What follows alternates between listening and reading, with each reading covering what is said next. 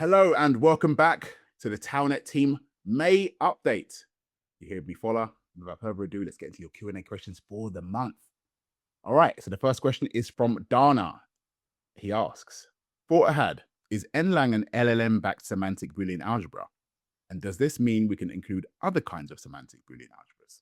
Yeah, so this goes back to the basic tau property that we mentioned all the time, that it can extend virtually any language as long as it makes atomless Boolean algebra. A natural language is, roughly speaking, at least that's in some aspect, is no different. But there are no formal tools for natural language. The best we have is LLM, so there is this prototype nLang implementation, which is still not complete. All right, fantastic. Thank you, Ohad. And the next question is from Carlos Nada. And he asks, is tau coded in tau still a thing? And has it been dropped, or will it take a few more years? Over to you, Ohad. The tau language cannot code itself. It can speak about its own sentence in a certain way, specifically through the language of atomless Boolean algebra. So even though it cannot code itself, it can do enough, especially for the sake of software that is controlled by the users. And that's the main innovation of the tau language, that it is in a very delicate point in the middle. And the next question is from Dana. And he asks, does anyone from the tau team plan to attend conferences like the Secure and Sovereign AI workshop in Germany? And are there plans to raise visibility and network? So I can't speak to that exact conference, but we do have plans to definitely promote and grow the user base of tau. Absolutely, we will be doing all the usual stuff. Right now, our focus is on the Testnet Alpha.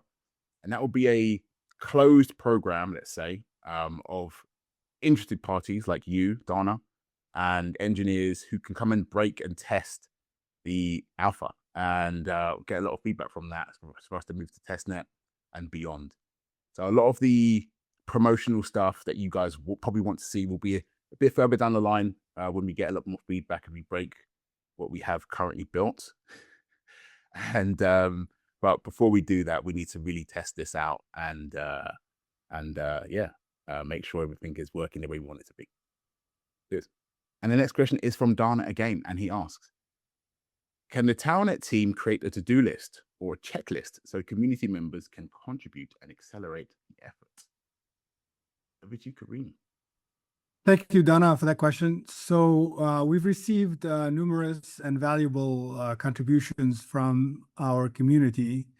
And for example, in the forms of bug reports, lots of good bug reports, specifically with respect to actually completing features. For major features, probably I don't see that happening because somebody needs to be very, very plugged into the development process. I mean, we hold at least 3 regular meetings a week. So it'll be hard to insert somebody that's not part of the development team into the core development process. But for sure, we could probably think and identify some features that can be easily outsourced. I'm thinking something around testing or benchmarking should easily be able to outsource those. And we'll try to put out some of such a list soon. Thanks again, Dana, for that question. And the last question from Dana is, Fola, have you considered alternative funding strategies considering the recent SEC guidance and unique opportunities? We are always looking for alternative funding strategies. So if there is anything I haven't heard of, please do let me know. And I'll be happy to listen to some of your ideas. Thank you very much. All right, and that wraps it up for this month's. Thank you to you guys for giving us some great questions, and thanks to the team, as always, for your great answers. You can find us on our socials. That's tau_net on Twitter or X. And that's taunet, all one word, on Telegram. And that's taunet, Agrs, on Reddit. That's our subreddit. See you guys in the next one. Cheers. Bye.